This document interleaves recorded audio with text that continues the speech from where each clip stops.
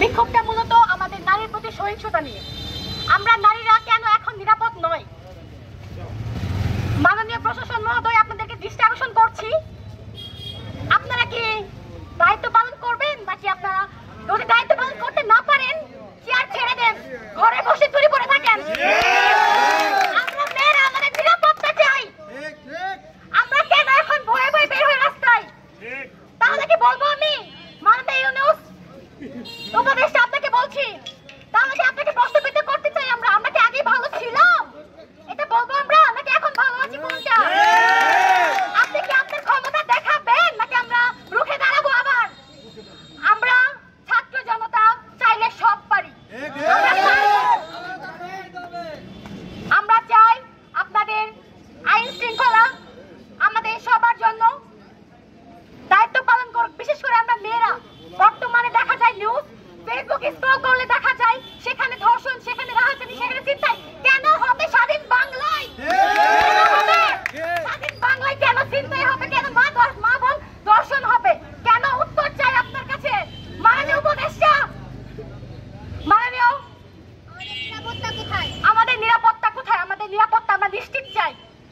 আমার দাবি একটাই, আমার না পুরো বাংলাদেশ মা বোনদের দাবি একটাই, মেয়েদের নিরাপত্তা চাই, রাহাজানি চিন্তায় বন্ধ চাই। আমরা স্বাধীন সোনার বাংলায় বাস করতে চাই। আমরা এরকম সোনার বাংলা চাই না, চাই না এই সোনার বাংলা। সর্বশেষ একটাই কথা, আমরা নিরাপত্তা চাই।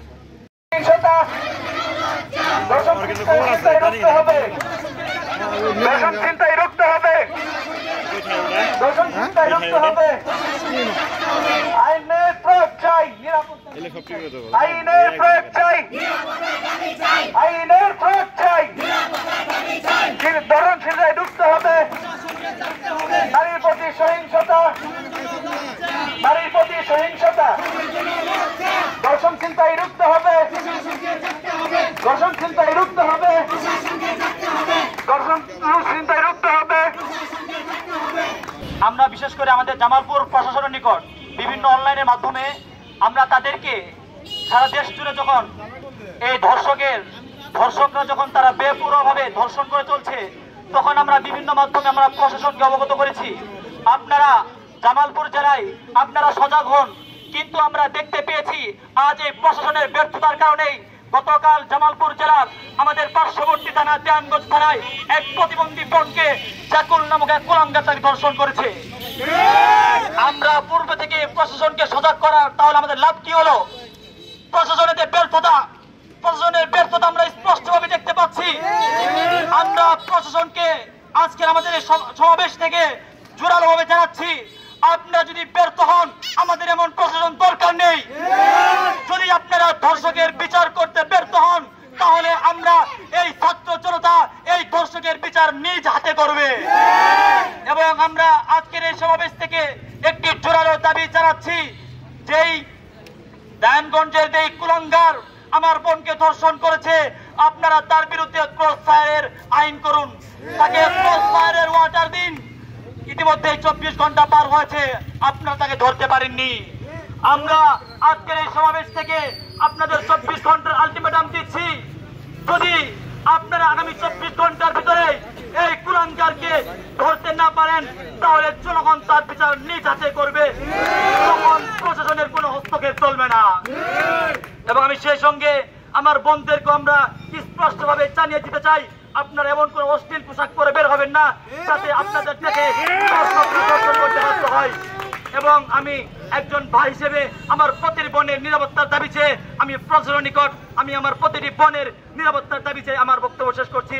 আসসালামু আলাইকুম ওয়া রাহমাতুল্লাহ।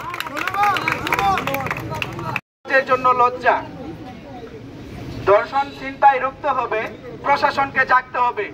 এই স্লোগানকে সামনে রেখে আজকে আমাদের এই আয়োজন। আমরা চতুর্পাশে যা দেখছি, সারা বাংলাদেশে যা দেখছি, ফেসবুক বা অনলাইন যা কিছু দেখি না কেন, নিউজের পাতা উল্টালেই শুধু দর্শন চিন্তায়, দর্শন চিন্তায়। বরাবরই আমরা শুধু এগুলাই দেখে আসছি বা দেখতেছি এখনো। এখন পর্যন্ত কেন এই ডিজিটাল যুগে এসেও একজন আসামি ধরতে এত দেরি হয়?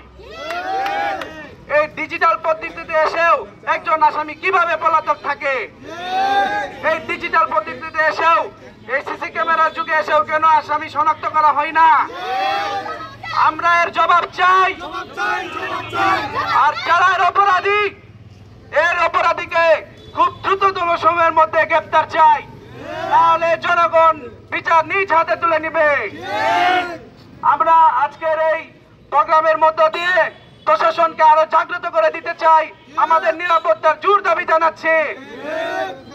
আয়োজনে রক্ত সৈনিক বাংলাদেশ ফাউন্ডেশন ইসলামপুর উপজেলা শাখা সার্বিক ব্যবস্থাপনায় সকল শিক্ষার্থী আজকের আয়োজনে সকলের প্রতি কৃতজ্ঞ। সর্বশেষ পরি প্রশাসনের দৃষ্টি আকর্ষণ করছি, আমাদের নিরাপত্তা জোর দাবি জানাচ্ছি।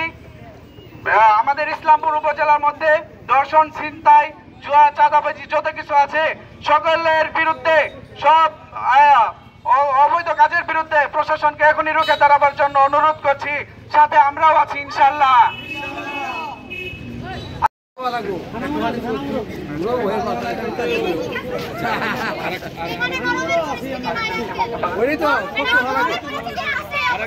হতে হবে, নিরাপদ ছবি হয়েছে তো বলতে হবে।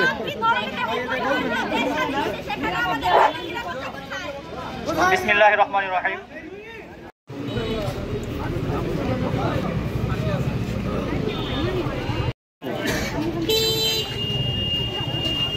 আজকে